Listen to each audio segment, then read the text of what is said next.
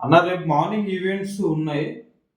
ఈరోజు night food లైట్‌గా తీసుకోవాలా? ఎట్లా తీసుకోవాలనేది ఒక చిన్న డౌట్ ఉంది మన వ్యూవర్‌కి.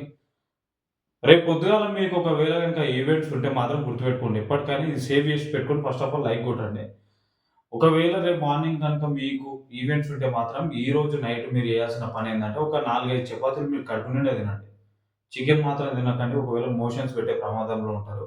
సో, ఏదైనా పప్పయినా సరే, లేకపోతే నార్మల్‌గా ఏదైనా ఆకుకూరలు ఏదైనా తినండి.